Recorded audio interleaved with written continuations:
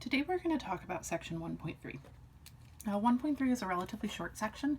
It's actually brand new in this edition of the textbook. And so what we're going to talk about today in this section is the data cycle. Right? So as of right now, we have seen some examples of data. We've seen some different types of data. We've talked a lot about context. We've talked about what data is. So now we're going to learn how we want to interact with this data. Right? So the data cycle, right, is a representation of a statistical investigation cycle, right? The stages that we're going to go through when we're analyzing data. In real life, we may not necessarily go in the order that's listed here. Depending on the type of problem that we're working on, we may be going back and forth between some of these different parts of our cycle. All right, so our first step is listed up at the top here, ask questions. Step 2, consider data. Step 3, analyze data. Step 4, interpret data. Again, the step numbers are kind of loosely numbered, depending on what type of problem we're working through. Again, we may go slightly out of order, we may go back and forth. It just kind of depends on what we're doing. Right, so to look briefly first at our first step is to ask questions. It's important to ask good questions. Good questions are questions that can be answered with data, right? Because we're talking about investigating data. Better questions are questions that address the research topic and increase your understanding of the issues. There's a little typo there, I apologize. Right, then from there we move to step 2. Step 2, we are going to consider our data. Right, we talked in the first section about context. Right, context is key. Right, so as we're going through and we're talking about and thinking about our data, where there's a bunch of things that we want to consider. I kind of look at this as our who, what, when, where, why, how list. Right, who or what was observed, what were the variables measured, how were they measured, how did they collect the data, why did they collect the data, and all of that type of stuff. So just information on our data set that we have been given access to. Right, step 3 is to analyze our data. When we're analyzing our data, we begin by visualizing the data. The analysis of our data is the main focus of this book. And actually in our next chapter, chapter 2, we're going to start and we're going to talk a lot about visualizing data. So we can visualize data in different tables, different graphs, other different types of images, and that's what we're going to talk about a lot in the next chapter. Sometimes visualization is enough to answer our question. Right? So depending on when we're done, maybe our goal is to get a graph to look at, and sometimes we need a little bit more. Right, then our final step is to interpret our data and to interpret our analysis. In other words, we are answering our original question. Right? So we can create a graph of data, but we want to be able to take that graph of data and use that to answer our original question. Right? Or whatever other type of analysis we use. Unless you have done an interpretation, you are not done. And we'll see this as we go through some of the chapters. Specifically, I can think of off the top of my head, starting from chapter 4, chapter 6, 7, and 8. In a lot of these chapters, our last question is going to be asking you to give an interpretation or an explanation.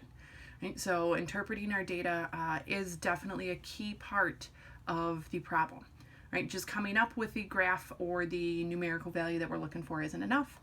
We want to be able to do a little bit to explain, right, why that's useful and how this answers our question. All right, so we've got one example for this section. Right? In this section, our first example, right, a statistician named James Molyneux compiled data from almost 5,000 movies. The following variables are provided. These aren't necessarily all of the variables, but this is just one particular study, one particular example. And looking at this list of movies, for each movie, we have a title, year, MPAA rating, so rating whether it's PG, R, so on and so forth. Studio, color, so is it color or black and white? Language, country, reviews, audience rating, critics rating, budget, the gross number of income, and then our IMDb ID number. So we've got a couple of different questions here. For question A, which variables would you consider to answer this question? Right, do critics tend to rate movies lower than audience rates them? So if we look in this list of variables, right, if we wanted to answer this question, we're going to need 2 pieces of information. As far as the actual movie title, things like that, that's not really our concern right now. what we're looking at is we're looking at the ratings, right? So we're definitely going to want both our audience rating and our critics rating. Right. So those two pieces of information we should be able to compare, and then we can use that to answer a question. Based on the form of the ratings, we might be doing different types of comparison, but that's going to be the information that we're going to start from. All right, then for example B, determine whether each question can be answered with the data. So our first question here, do critics rate R-rated movies more highly than G-rated movies? Well, looking at this, we're talking about critics ratings, and we're talking about the MPAA rating. So could this question be answered with the data? We're going to say it could be answered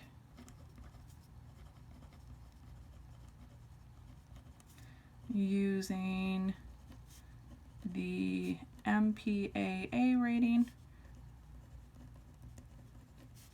and the critics rating. Again, how we're actually going to do our analysis would be better answered if we actually had our data set in front of us, but by using these two different variables, we could probably answer this question. All right, our next question, are comedies shorter than dramas? In this case, we're not actually told anywhere in our variables about our types of movies. So this one could not be answered.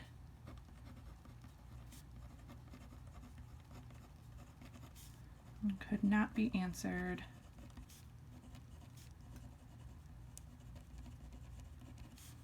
with our data set.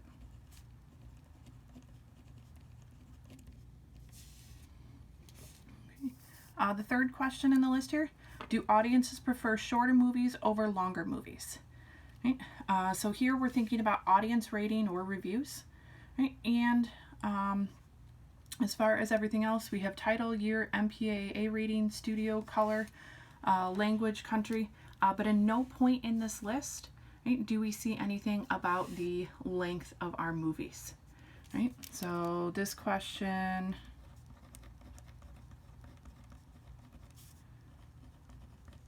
could not be answered with our data set. Right, we are missing the time, right? How long each movie is. Right, and then the final question here, do movies that have a large budget receive higher audience ratings? This one could be answered. So this could be answered using budget and audience rating.